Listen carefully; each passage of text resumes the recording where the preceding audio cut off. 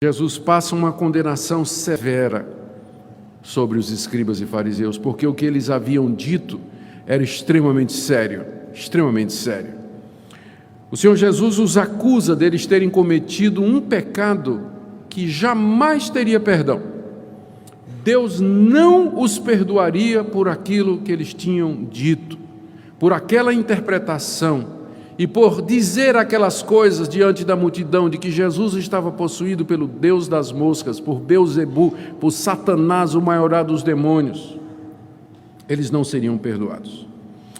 Jesus começa com uma declaração que tem que receber a devida atenção nossa, que é uma declaração de boas notícias no verso 28.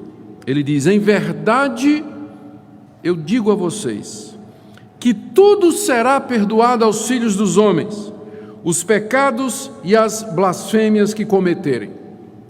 Aqui está o Evangelho, aqui estão as boas novas, que tudo será perdoado aos homens, todos os pecados que eles cometerem e todas as blasfêmias que eles proferirem. Todos os pecados, idolatria, feitiçaria, imoralidade, mentira, roubo, malícia, assassinato, maledicência, qualquer pecado, todo ele será perdoado por Deus aos homens. Deus vai perdoar todos os pecados, não há distinção, não há pecado que esteja fora do alcance do perdão de Deus. Essa é a boa notícia do Evangelho e você deveria receber com alegria. Há perdão para você. E não só pecados. Jesus diz aqui, até mesmo qualquer blasfêmia. Blasfemar significa falar mal de alguém. É isso que a palavra significa no original. Falar mal, insultar, ofender alguém. Jesus disse, até mesmo as blasfêmias serão perdoadas aos filhos dos homens, ou seja, blasfêmias contra Deus. Falar mal de Deus, negar a Deus, zombar de Deus, insultar a Deus, ofender a Deus. Mateus inclusive acrescenta, blasfêmia contra Deus e contra o Filho do Homem. Ou seja, mesmo as ofensas dirigidas a Jesus Cristo, ofensas dirigidas ao Filho de Deus, isso será perdoado aos homens. E essa de fato é uma boa notícia para nós pecadores, porque nós cometemos muitos pecados e nós dizemos coisas que não devíamos dizer. A boa notícia é essa, vou repetir. Tudo será perdoado aos filhos dos homens. É claro que essa declaração não significa que no final Deus vai perdoar todos os homens e que todos serão salvos. Jesus não está ensinando universalismo aqui. Está implícito aqui que Deus vai perdoar todo e qualquer pecador que se arrepender. A ênfase aqui não é no universalismo, mas no fato de que uma pessoa arrependida, ela vai ser perdoada de qualquer pecado e blasfêmia que ela teria proferido e dito e cometido. O arrependimento de pecados e a fé em Jesus Cristo são claramente ensinados nesse Evangelho como sendo condição para a vida eterna. Nós vimos isso no começo do Evangelho, quando nós começamos a ver o Evangelho de Marcos, capítulo 1, verso 15, Jesus dizendo, o tempo está cumprido e o reino de Deus está próximo, arrependei-vos e crede no Evangelho. Porque sem arrependimento e crença e fé no Evangelho, ninguém vai ser salvo. E se você se arrepender e crer no Evangelho, todos os pecados e blasfêmias que você disse e proferiu serão perdoados. Essa é a boa notícia. Deus vai fazer isso. Mas, agora vem a má notícia. Existe um único pecado que Deus não vai perdoar. Verso 29. Aquele que blasfemar contra o Espírito Santo não tem perdão para sempre, visto que é réu de pecado eterno. Essa é a única exceção na declaração geral de que todos os pecados e blasfêmias serão perdoados aos homens. A exceção, disse Jesus, é a blasfêmia contra o Espírito Santo.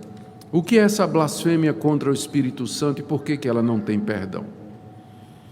Blasfemar contra o Espírito Santo, Marcos explica, né? Ainda bem que Marcos explicou, está no verso 30. Isso porque diziam, está possesso de um espírito imundo. Então, o que é blasfemar contra o Espírito Santo?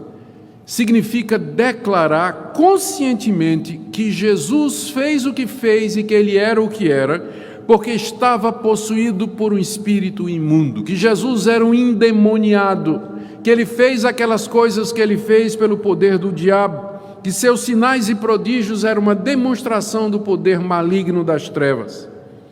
Como Jesus estava cheio do Espírito Santo e fazia os seus sinais e prodígios pelo poder do Espírito Santo e ensinava pelo Espírito Santo, então essa declaração de que ele estava possuído de Beelzebu era uma blasfêmia direta contra o Espírito Santo.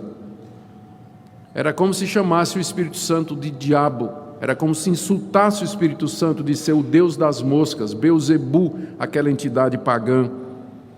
Quem cresce isso e afirmasse isso, mesmo diante das evidências, como os escribas e fariseus, essa pessoa seria réu do pecado eterno, ou seja, culpado de um pecado cujo castigo haveria de durar por toda a eternidade, sem perdão, sem remissão, sem pausa, sem alívio, mas uma condenação e um sofrimento eternos. Essa é a blasfêmia contra o Espírito Santo. E por que isso não teria o perdão de Deus? A razão é que uma pessoa que chega nesse ponto de conscientemente declarar que Jesus era um endemoniado, ela já passou do ponto de conversão, humanamente falando. Já passou do ponto de conversão. Vou pegar um exemplo que me vem à cabeça aqui, não sei se vai ajudar, porque eu viajo muito, né? Então eu sei que na hora de decolar, o piloto tem até uma certa distância para alcançar uma certa velocidade. Se ele passar daquela distância e o avião não alcançou uma certa velocidade, ele não vai decolar. Então ele tem que abortar a decolagem. Ele passou do ponto em que voar era possível, e ali não tem mais jeito, ele tem que parar. Então existe um ponto em que você resiste a Deus, um ponto em que você blasfema contra Deus, em que você ofende a Deus, e se você passar daquele ponto não tem mais volta. Cai em Romanos 1, por isso Deus os entregou. Deus disse, então está bem.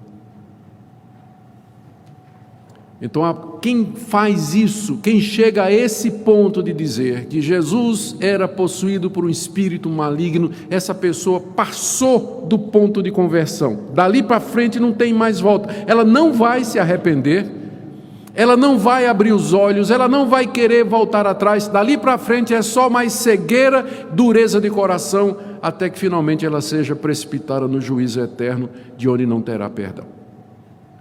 Essa que é a blasfêmia contra o Espírito Santo. Eu quero tirar várias lições dessa passagem para nós, queridos, já me encaminhando para a conclusão. Primeiro, o texto é muito rico. O que a gente pode aprender aqui? Sem dúvida, em primeiro lugar, a realidade do mundo espiritual que nos cerca.